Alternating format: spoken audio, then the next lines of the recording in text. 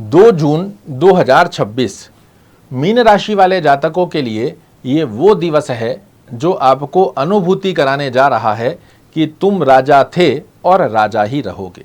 या फिर मैं कहूं कि मीन राशि वाले जातकों के लिए ये वो दिवस है कि जिसका काफी समय से था इंतजार, आखिरकार वो दिवस आ ही गया।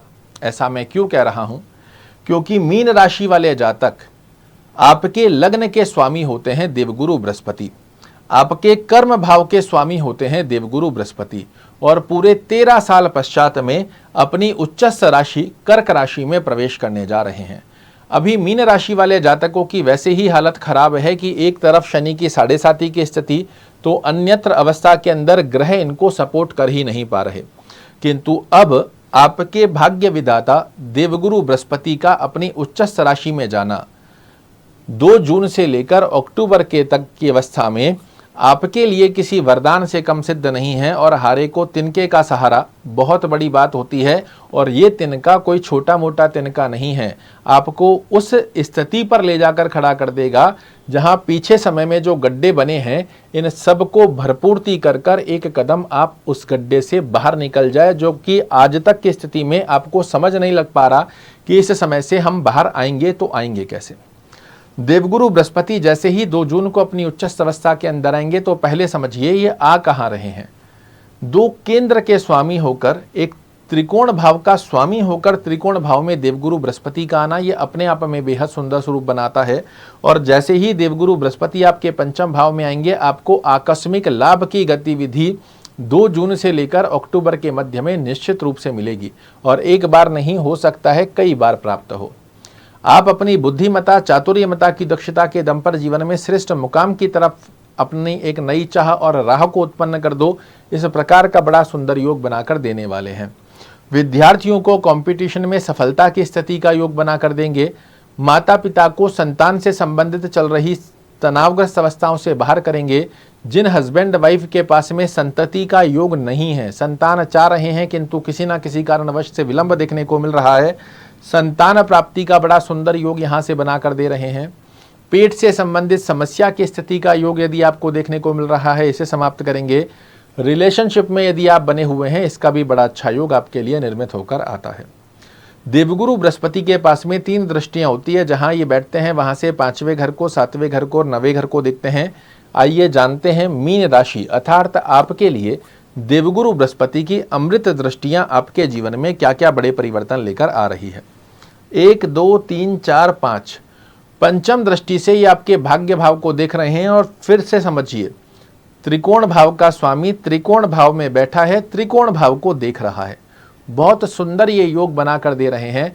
जब से 7.5 चली है, आप अनुभूति नहीं कर पा रहे कि लक फैक्टर कहते किसको है, लक फैक्टर का सपोर्ट मिल ही नहीं पा रहा। किंतु 2 जून के पश्चात जब देवगुरु बृहस्पति भाग्य को दृष्टि देंगे, आपको अनुभूति करवाएंगे, जो मैंने पूर्व में कहा, तुम राजा थे और राजा ही रहोगे। लक फैक्टर की स्थिति के साथ में जीवन में सफलता का आनंद कैसा होता है, इसकी अनुभूति करवाते हुए पाए जाएंगे देवगुरु बृहस्पति। कल तक जो चीजें होती होती रुक रही थी, आपको ये बार बार रियलाइजेशन हो रहा था कि शायद मेरा भाग्य मेरे साथ काम नहीं कर रहा, अब आप देखिएगा जहां आप हाथ डालेंगे वहां से सफलता की स्थिति का योग बनाकर देने की बाध्यता लेते हैं। पिता के स्वास्थ्य को पुष्ट करेंगे। पिता से अंडरस्टैंडिंग रिलेटेड इशू देखने को मिल रहे हैं, वो समाप्त होंगे। धार्मिक कार्यों में आपकी रुचि जागृत करने की बाध्यता लेंगे। विदेश से संबंधित कोई यात्रा इत्यादि करना चाह रहे हैं, विदेश से एक्सपोर्ट इंपोर्ट रिलेटेड कोई कार्य करना चाह रहे हैं, इसका भी बड़ा सुंदर योग देवगुरु बृहस्पति अपने हाथ में लेने जा रहे हैं। अपनी सप्तम दृष्टि से ये आपके एकादश भाव को देख रहे हैं। और ये क्या है, तो ये आपके अर्निंग का भाव है, जो आप आजीविका के लिए जो भी अलग अलग तरीके से, कोई जॉब से, कोई व्यवसाय से अपनी आजीविका के लिए अर्निंग कर रहे हो, इसका ये स्थान है। बड़े भाई बहनों का स्थान है, आपकी डिजायर, आपके मनोरथों का स्थान है, छोटी बीमारियों का स्थान है। इस स्थान पर जब देवगुरु बृहस्पति की अमृत दृष्टि जाएगी, आपके अर्निंग सोर्सेस की स्थितियों में वृद्धि करने की बाध्यता देवगुरु बृहस्पति अपने हाथ में लेंगे।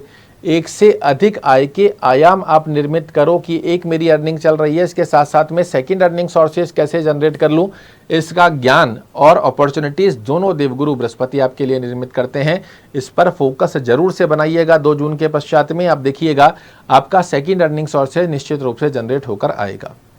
बड़े भाई बहनों से संबंधों की स्थिति में मधुरता लाएंगे। छोटे स्वास्थ्य रूपी योग की समस्या देखने को मिल रही है, वो समाप्त होगी। और सबसे बड़ा एक, क्योंकि कलयुग के अंदर चाहे रोगी है, चाहे योगी है, या फिर है कोई भोगी, हर व्यक्ति की कोई ना कोई डिजायर, कोई ना कोई मनोकामना अवश्य बनी हुई है।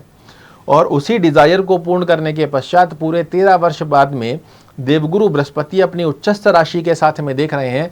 तो ये बात तो तय है कि मीन राशि वाले जातकों के लिए 2 जून से लेकर अक्टूबर के मध्य कोई ऐसी गतिविधि अवश्य रूप से बनेगी जो आपकी एक विशेष मनोकामना पूर्ण कर कर जाएगी ही जाएगी। इसमें किसी प्रकार का संकोच नहीं है। अपनी नवम दृष्टि से आपके लग्न भाव को देख रहे हैं और ये होता है व्यक्तित्व। समझिए, देवगुरु बृहस्पति जो खुद लग्नेश हैं और नवम दृष्टि से जब अपने घर को देखेंगे, आपके आचार विचार व्यवहार स्वभाव, जो नेगेटिविटी चारों तरफ से आपको घेर रही थी कि मुझसे कुछ होगा ही नहीं, मैं इस जीवन में आया ही समस्याओं को प्राप्त करने हेतु हूँ, इन स्थितियों से बाहर निकालकर आपके सोचने का नजरिया, आपके व्यक्तित्व का प्रभुत्व जो 7.5 से पहले भी बना हुआ था और जो ज्ञान कारक स्थितियों के चलते आप अपने डिसीजन लेते थे, समाज परिवार कुटुंब कर्म क्षेत्र में काबिले तारीफ स्थितियां बनती थी। किंतु अभी क्या हो रहा है, जहां हाथ डाल रहे हैं गलत पड़ रहे हैं, जो डिसीजन ले रहे हैं गलत सिद्ध हो रहे हैं। इन स्थितियों से बाहर निकालकर आपके व्यक्तित्व को एक क्लिंजिंग जैसा सिस्टम जनरेट कर कर पुनः से देवगुरु बृहस्पति वो कॉन्फिडेंस देने जा रहे हैं। जो मानसिक तनाव, टेंशन, डिप्रेशन की स्थितियां आपके लिए बनकर आपको कहीं ना कहीं डिमोटिवेट कर रही थी, उससे बाहर निकालकर अब आपके जो डिसीजन होंगे ये भी काबिले तारीफ की स्थिति का योग बनाकर देने की बाध्यता भी देवगुरु बृहस्पति अपने हाथ में लेंगे। अब प्रश्न ये बनता है कि मीन राशि के लाखों लोग होंगे, करोड़ों लोग होंगे, क्या देवगुरु बृहस्पति का समान फल देखने को मिलेगा? तो शास्त्र कहता है ऐसा संभव नहीं है। क्यों नहीं है? क्योंकि जिस भी ग्रह का फलादेश आप सुन रहे हो वो आपकी कुंडली में किस स्थान पर बना हुआ है, उसके आधार पर ही निर्धारित होता है कि आपके लिए अमुक ग्रह कैसा फल देने वाला है। इस बात को तो आप मानते होंगे ना कि मीन राशि के करोड़ों लोगों की कुंडली में, सबकी कुंडली में देवगुरु बृहस्पति ना यहाँ होंगे ना यहाँ, सबके अलग अलग स्थान पर होंगे। आप अपने ही घर के 4 सदस्यों की कुंडली खोलकर देख लो, किसी की कुंडली में देवगुरु बृहस्पति यहाँ मिलेंगे, किसी के यहाँ, किसी के यहाँ, अलग अलग स्थान की स्थिति का योग बनता है। तो जब घर के 4 सदस्यों की कुंडली में देवगुरु बृहस्पति अलग अलग स्थान पर हैं, तो करोड़ों लोगों की कुंडली में तो 12 खानों में बहुत से लोगों के यहाँ होंगे, बहुत से लोगों के यहाँ होंगे, और इसी आधार पर आपको ग्रह का फल मिलता है। इसे कोई ना आपको बता रहा है, ना कोई समझा रहा है, और सिर्फ करोड़पति, खरबपति, लखपति के सपने झूठे ढकोसलेबाजियां बन चलती आ रही है। हजारों वीडियो रोजाना अपलोड होते हैं, आप देखते हैं, बड़े प्रसन्न होते हैं, किंतु सत्यता के साथ में वो प्रदर्शित होते नहीं। फिर परिणाम क्या आता है कि ज्योतिष अंधविश्वास है। ज्योतिष अंधविश्वास नहीं है, आपको सही जानकारी दी ही नहीं जा रही कि ये ज्योतिष अंधविश्वास नहीं, एक साइंस की तरह काम करती है। ये एक मैथमेटिक्स है जिसे हजारों वर्ष पहले हमारे ऋषियों ने खोज कर कर निकाला, और ये एकमात्र ऐसा साधन है जो आपके पूर्व, वर्तमान और भविष्य की स्थिति को सटीकता से बता सकता है कि कल आपके साथ क्या हो रहा था, आज आपके साथ क्या हो रहा है और कल आपके साथ क्या होगा। वो अलग बात है कि हर व्यक्ति की कुंडली की स्थिति के आधार पर यह स्थिति गणना चेंज होगी, किंतु अगर बेसिक सिस्टम में भी आप इसको समझोगे तो जिस भी ग्रह का फलादेश आप सुन रहे हो, उस ग्रह का पहली कंडीशन ये है कि आपकी कुंडली में वो एक अच्छे स्थान पर होना जरूरी है। इसे आप अपनी कुंडली में कैसे चेक करोगे? तो आज हम मीन राशि की चर्चा कर रहे हैं। हो सकता है आपकी राशि मीन हो, लग्न कोई और हो। यहाँ पर आप इन नंबरों को एक बार छोड़ दो, जो स्थिति मैं बता रहा हूं इसे आप अपनी कुंडली में चेक कर लो। पहला सूत्र क्या कहता है कि देवगुरु बृहस्पति आपकी कुंडली के अंदर लग्न से 6वें, 8वें, 12वें घर में नहीं होने चाहिए। तो इसे काउंट कैसे करेंगे? आपकी कुंडली में मेरे साथ कीजिए। 1 2 3 4 5 6। अब यहाँ नंबर 12 लिखा है, मैंने कहा नंबर छोड़ दो। इस स्थान से आप अपनी कुंडली में देवगुरु बृहस्पति की स्थिति को काउंट करो। 1 2 3 4 5 6, ये 6वां स्थान हुआ। 7 8, ये 8वां स्थान हुआ। 9 10 11 12, ये 12वां स्थान हुआ। लग्न से 6वें, 8वें, 12वें घर में देवगुरु बृहस्पति नहीं होने चाहिए। और जहां आपकी कुंडली में 10 नंबर लिखा हुआ है, मीन राशि लिखी हुई है, इस स्थान पर यदि देवगुरु बृहस्पति बने हुए हैं, ये आपको कभी भी अच्छे फल नहीं दे पाएंगे।